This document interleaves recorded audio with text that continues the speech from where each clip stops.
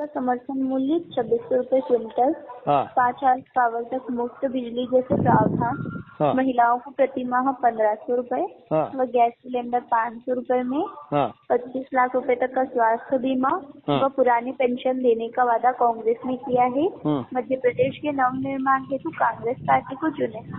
क्यों चुने हम उनको? ये सब सुविधाएं देंगे आपको। नहीं, हमको जो सुविधा चाहिए वो तो हमारे तो है ही नहीं उसमें। क्या सर? हम अतिथि शिक्षक हैं। अतिथि शिक्षक है सर। हाँ, हमारे लिए पिछले चुनाव में उन्होंने 90 दिन में करने की बोला था तो भी नहीं करा, और अब की बार तो स्पष्ट रूप से हमारे लिए बोला ही नहीं उसने कि प्रथम कैबिनेट में कुछ करेंगी। भाई उनकी मंशा साफ है ही नहीं है हमारे प्रति। वो तो कोई अगर बीजेपी वाले कोई स्टैंड लेते हैं तो फिर वो उनके हिसाब से बयान देते हैं, नहीं तो वो तो केवल वोट लेने के लिए हमें दावपेच कर रहे हैं हमारे साथ। जी सर। अगर उनकी मंशा साफ होती है अतिथि शिक्षकों के लिए तो वो विपक्ष में रह करके भी उन्होंने हमारे लिए कभी आवाज नहीं उठाई, कभी कुर्सी नहीं तोड़ी उन्होंने। दूसरे मुद्दों पे तोड़ते हैं, हमारे लिए तो बात ही नहीं उठाई उन्होंने विधानसभा में। जब उन्होंने वो हमारी क्या सुनेंगे, जब सिंधिया जी जैसे को बाहर निकाल दिया उन्होंने हमारे मुद्दे पे। बताइए मैडम, है कोई जवाब आपके पास? नहीं सर। हम क्या, हाँ बस, तो फिर हम कैसे विश्वास करें अब हम आपका? नहीं तो भाई कोई बात नहीं, हमको क्या करना, जो हमें रोजगार देगा हम उसके साथ हो सकते हैं, कोई तकलीफ नहीं, हमें तो रोजगार चाहिए। हाँ, और मामा जी ने हमारे लिए पंचायत करी है अभी, तो वो क्या कहा उन्होंने बाकी रहा तो वो करेंगे फिर हमारे चुनाव के बाद। जी सर। हाँ, हमारा ये मानना है, अगर वो कहते हैं कि भाई हम आपके लिए प्रथम कैबिनेट में ही आपका नियमितीकरण करेंगे, तुरंत आपकी कार्रवाई करेंगे, उन्होंने तो निराकरण की बोला, वो कमेटी बना के छोड़ देंगे, क्या करेंगे हम? निर्णय नहीं आएगा 5 साल तक। पहले भी गोविंद सिंह जी की अध्यक्षता में उन्होंने कमेटी बनाई थी हमारे लिए, मांग के थक गए। शंभू चरण जी गए थे हमारे, तो उनको ये कह के भगा दिया कि हमारी सरकार 1.5 साल के लिए, 90 दिन के लिए नहीं बनी है, 5 साल के लिए बनी है ना। तो क्षमा चाहता हूँ मैं, बाकी कांग्रेस से हमें कोई बुराई नहीं है, कांग्रेस को भी हम वोट दे सकते हैं, पर उनकी मंशा हमारे लिए साफ है ही नहीं। उन्होंने हमारे लिए कुछ नहीं करा, विपक्ष में रह करके ना हमारे मुद्दे को अगर उठाते तो कुछ होता हमारे लिए। हम यूं ही मानते कि हम भले ही वो विपक्ष में रहकर के हमारी आवाज उठाते और हमारा नियमितीकरण भाजपा कर देती, तो हम ये मानते कि कांग्रेस की वजह से हमारा नियमितीकरण हुआ, ये मानते हम। जी सर। हाँ, पर अब क्या करें, कैसे समझाएं अतिथियों को? अतिथि समझने के लिए तैयारी नहीं है। ठीक है सर।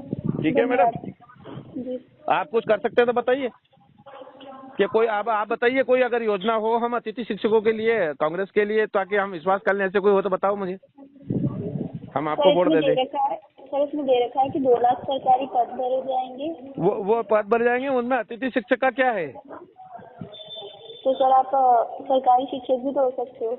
नहीं, तो हम कैसे, हमने 8-10 साल काम कर लिया मैडम, हमारे बच्चे शादी के लायक हो गए हैं।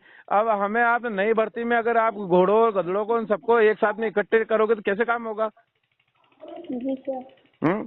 अतिथि शिक्षक तो बेचारे मतलब जो जिम्मेदारियों से लदे हुए हैं ना, वो क्या आज के नए जो बच्चे हैं जो कंपटीशन में आ रहे हैं उनकी बराबरी कर पाएंगे क्या वो?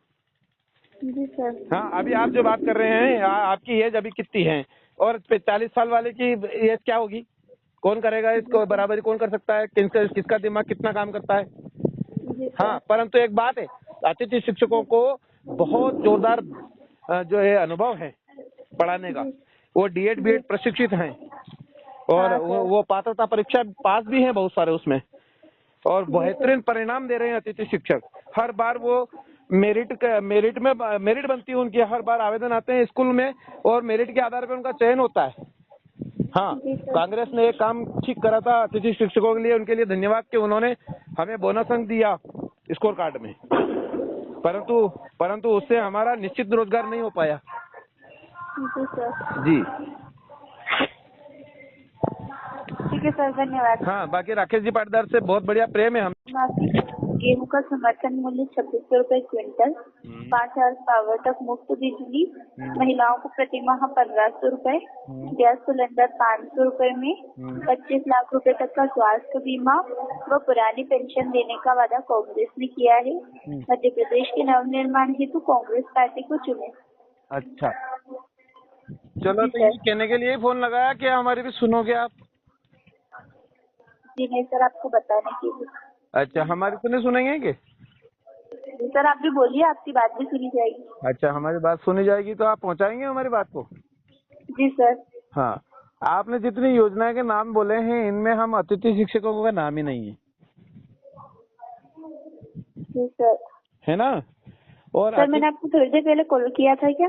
हाँ, आपने मेरे को थोड़ी देर पहले कॉल किया था, इसलिए फिर कह रहा हूँ, मैं आपको याद दिला रहा हूँ कि अतिथि शिक्षकों के लिए जब सिंधिया जी की भी नहीं सुनी और हम भी मांग मांग के थक गए, नहीं सुनी, और मान लीजिए सरकार चली गई, उनकी नहीं सुनी, फिर भी उनको हमारे अतिथि शिक्षकों की याद नहीं आई, फिर भी नहीं समझे, और विधानसभा में विपक्ष में रह करके हमारे लिए कभी एक कुर्सी नहीं तोड़ी, जी सर। है ना? अगर वो चाहते हमारा मुद्दा उठाते तो शायद बीजेपी हमको नियमित कर देती, तो हम बीजेपी का एहसान मानते, उतना ही एहसान हम कांग्रेस का भी मानते हैं, जी सर। है ना? राकेश जी भाई साझेदार हमारे लिए बहुत अच्छे व्यक्ति हैं, मित्र हैं, परंतु हम क्या करें, हमें खाने के लिए, रोजगार के लिए भी तो मेहनत चाहिए, हम वो भी तो मांग करें।